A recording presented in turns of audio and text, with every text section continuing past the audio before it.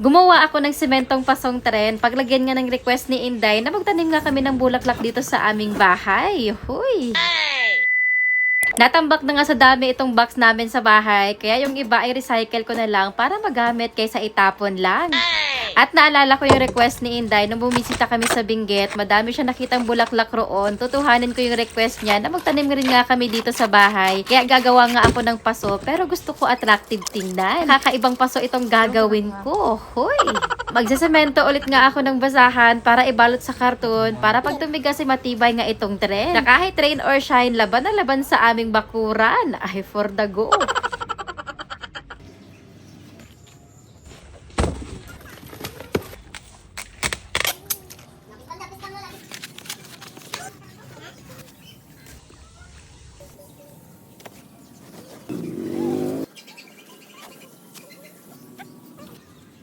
Ito gamay ra kay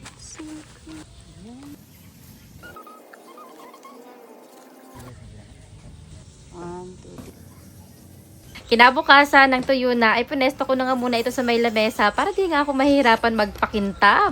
Dahil papahiran ko na nga muna ito ng purong semento para kuminis nga siya tignan. At lagyan na rin nga ng kaunting disenyo sa bawat gilid nito. Huy!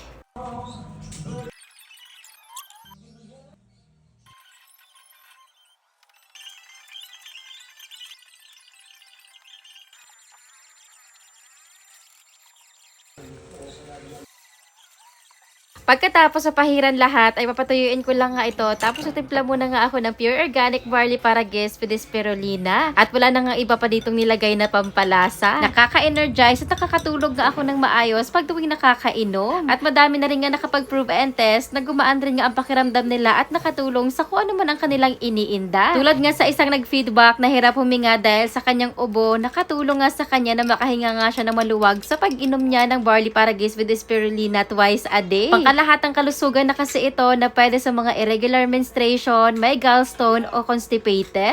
At pagkatuyo naman ay kikiskisin ko naman nga ito ng liha para kumintab ng bahagya bago namin pinturahan ni Inday. Nang natapos ko ng kiskisan ay may nahanap rin nga ako mga gulong dito sa may sulok mula sa sirang bisikleta at trolley ni Inday. Buti at hindi pa nga ito natapon. Gagawin ko na lang nga itong disenyong gulong sa tren niyang paso na ginawa. At pinesto ko muna ang mga bulaklak dito para matansya kung gaano nga kadami ang bulaklak na pwedeng matanim. Maya lang ay napapatalo na rin nga sa tuwa ang Inday na magkukulay na nga siya dito sa kanyang train. Dahil isa nga ito sa gustong-gusto niyang gawin. Kahit anong kulay na lang din nga ang pinahid namin ni Inday dito.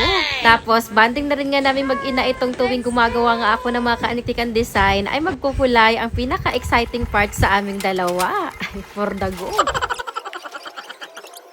Take it down, ha, la, ta. Take it down, ha, ta, ta.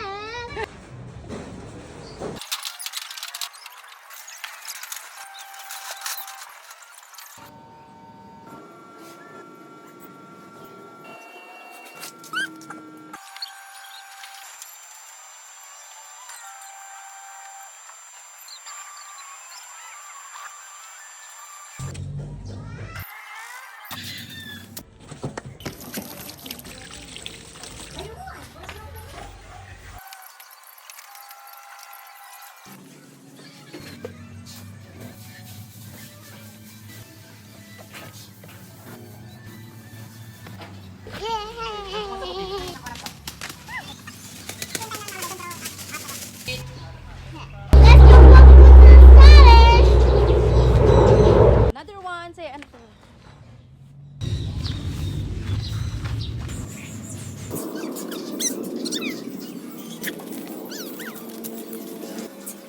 Yes. Teka dito. Ilan? Power Pod! Yay! Nawa ba? Balik.